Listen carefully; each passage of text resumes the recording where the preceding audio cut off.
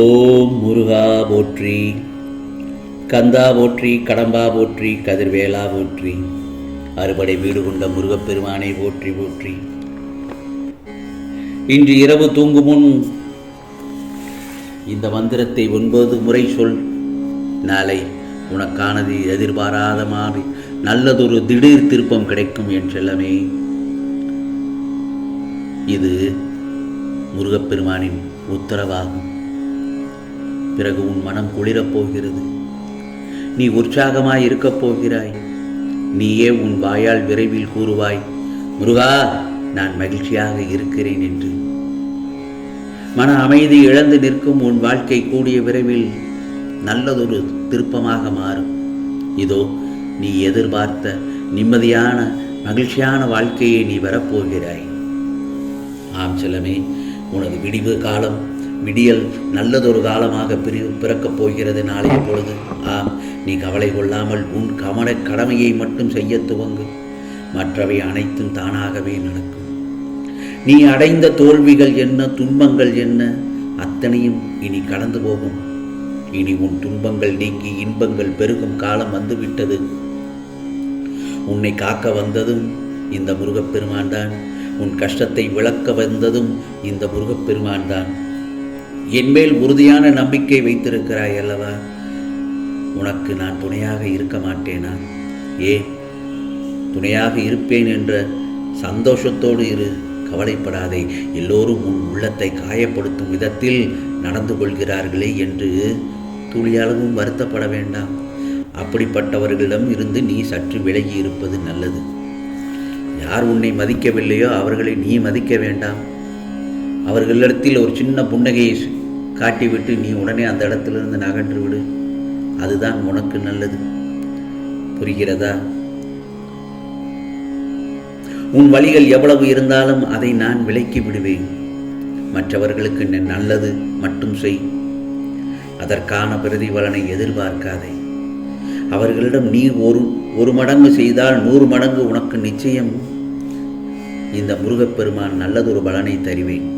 உன் கஷ்டமான துயரம் முடிவுக்கு வந்துவிட்டது. பிற உயிர்களுக்கு உதவி செய். இயலாவிட்டால் அவர்களுக்காக பிரார்த்தனை செய்.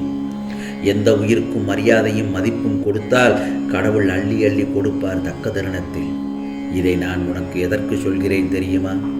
நிம்மதி ஆனந்தம் எதில் இருக்கிறது என்பது தெரியாமல் ஓடிக்கொண்டிருக்கிறாய். வாழ்க்கைக்கு எது தேவை என்பதை அறிந்து செய். நீ வாழ்க்கையில் நிறைவாக இருக்கப் போகிறாய். நாளை உனக்கு மிகப்பெரிய மங்களகரமான செய்தி உன்னை தேடி வரப்போகிறது. நிச்சயம். ஆம் செல்லமே, உனக்கான வேண்டுதல்களை எல்லாம் மற்றும் நீ நீண்ட நாட்களாக வேண்டியவை எல்லாம் கட்டாயமாக உன் முருகப்பெருமான் நாளைய பொழுதில் உனக்கு நிறைவேற்றி தரப்போகிறேன். இனி நீ கவலையே பட வேண்டாம். கவலைப்பட தேவையில்லை. சிறப்பான வாழ்க்கை, அதுவும் நலமான வாழ்க்கைக்கு உன்னை விரைவில் அழைத்துச் செல்ல போகிறேன். எந்த ஒரு குறையும் இல்லாமல் வாழப்போகிறாய். சோதனை காலத்தை எல்லாம் கடந்துவிட்ட காரணத்தாலும் கர்மவினை பலன்களை எல்லாம் நான் கரந்தோடை செய்ததாலும் இனி எந்த ஒரு பயமும் வேண்டாம் உனக்கு. இனி துன்பமில்லாத துயரமில்லாத ஒரு மகிழ்ச்சியான வாழ்க்கையை வாழ இந்த முருகப்பெருமான் இப்போது உறுதியான அடித்தளத்தை அமைத்து கொண்டிருக்கிறேன். உனது எல்லா பிரார்த்தனைகளும் நிறைவேற்ற இதோ உன் அருகில் நான் வந்துவிட்டேன். முருகா என்று என்னை அழைத்த பட்சத்தில் உனக்காக நான் நல்லதொரு செய்தியை சொல்வதற்காக உன்னிடம் ஓடி வந்திருக்கிறேன். சில நேரத்தில் நீயே உனது வாழ்க்கையை ஏக்கங்கள் நிறைந்ததாக மாற்றியுள்ளாய். நான் சொல்வது சரிதானே? ஏக்கங்கள் உன் மனதை அழுத்தும் அளவிற்கு அதை உனக்குள் அனுமதித்துள்ளாய். ஏன்? சில நேரங்களில் யாருமே இல்லை என்று புலம்பி தவிக்கின்றாய். அதே சமயம் உன் மனமானது அன்பிற்காக ஏங்கி நிற்கின்றது. இன்னொன்று சொல்லட்டுமா? எதிர்பார்ப்பின் தோல்வியே இந்த ஏக்கத்திற்கான ஆரம்ப கட்டம். அதனால் யாரிடத்திலும் எதையும் எதிர்பார்க்காதே. உன்னிடத்தில் என்னதான் இல்லை? அறிவில்லையா? நல்லதொரு திறமை இல்லையா? குணம் இல்லையா? இவை அனைத்தும் உன்னிடத்தில் கொட்டி கிடக்கிறது. நீ ஏங்கும் அன்பு யாரிடம் இருக்கின்றது? உன்னை எல்லோர் முன்பும் நீ காட்டும் அன்பை அலட்சியப்படுத்திய உள்ளத்திற்காக, அவர்களது அன்பிற்காக ஏங்கி நிற்கிறாய் நீ. அவர்கள் உன்னை புரிந்து கொள்ளவில்லை என்று அறிந்த பிறகும் உன் மனம் ஏக்கங்களால் புண்ணாகி போவதை என்னால் தாங்க முடியவில்லை. ஆகவே எது நிரந்தரம் என உனக்கு புரிய வைப்பதற்காகத்தான் உனக்கான சில நிகழ்வுகளை உன் முன்னே நிறைவேற்றி போகிறேன். இனிமேல் உன்னிடத்தில் அதை அனுமதிக்க மாட்டேன். உன் கண் முன்னே போலியான அன்பு கொண்ட இருவரை உனக்கு திரையிட்டு காண்பிக்கப் போகிறேன். உன் அன்பிற்காக அவர்கள் ஏங்கி நிற்கப் போகிறார்கள். அது நிச்சயமாக நடக்கத்தான் போகிறது. உன் வாழ்வில், தொழிலில் சலுக்கல்கள், சங்கடங்கள், கஷ்டங்கள் எப்படி ஏகப்பட்டதை சந்தித்துள்ளாய் என்றால் நீ வாழ்வில் வெற்றியடைய தகுதியாகிவிட்டாய் என்றுதான் அர்த்தம். ஆகவே 4 படிகள் ஏறும்போது 2 படி சற்களாக இறங்கிவிட்டால் அது தோல்வி அல்ல. வெற்றி பெற்றவர்க்குத்தான் அதன் உழைப்பின் அருமையும் தெரியும், பெருமையும் தெரியும். தோல்விகள் பார்த்த பிறகுதான் உழைப்பின் அர்த்தமும் வாழ்க்கையின் அர்த்தமும் புரியும். ஆகையால் தோல்வியை நினைத்து வருத்தப்படக்கூடாது, புலம்பக்கூடாது, அழக்கூடாது. தோல்விகளை சந்தித்தால்தான் உன்னால் வெற்றி கனிகளை பறிக்க முடியும். தோல்விகளை தினமும் நீ சந்திக்க அதில் தினமும் பலவிதமான பாடங்களை நீ கற்றுக்கொண்டிருக்கிறாய்.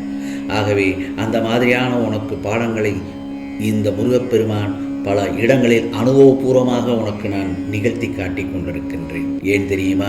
நீ அடுத்தது தோல்விகள் வரும் முன்னே அதை நீ எச்சரிக்கை செய்து, ஆகா, இந்த தோல்வியை நாம் ஏற்கனவே இந்த மாதிரியை அனுபவப்பட்டு விட்டோம், இதை எப்படி சமாளிக்கலாம், இப்படி சமாளித்து விடலாம் என்று உனக்கு ஒரு தைரியம் பிறக்கும், தன்னம்பிக்கை பிறக்கும். ஆகவே அதற்காகத்தான் பல நிகழ்வுகளை உனக்காக நான் சுட்டி காண்பித்தேன், நிகழ்த்தியும் காண்பித்தேன். இதோ உனக்கானது எல்லாம் நிச்சயமாக இந்த முருகப்பெருமான் அருள்பாலிப்பேன். நீயும் உன் குடும்பத்தாரும் சகல சௌபாக்கியங்களோடு நல்லதொரு நிலைமையை அடையப் போகிறீர்கள். நாளைய பொழுது உனக்கான பொழுதாகத்தான் விடியப் போகிறது. ஆம் செல்லமே, கவலைப்படாத, எல்லாம் சரியாகிவிடும். உன் மனதில் உள்ளதை கூறிய எனக்கு உனக்கு அதை சரி செய்து வழி நடத்தி நல்ல வாழ்க்கையை இனிமையாக வாழ வைக்கப் போகிறேன். ஆம், இன்று இரவு தூங்கும் முன் நான் சொல்லும் இந்த மந்திரத்தை 9 முறை சொல்.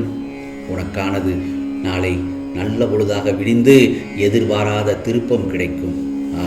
அது என்ன மந்திரம் தெரியுமா?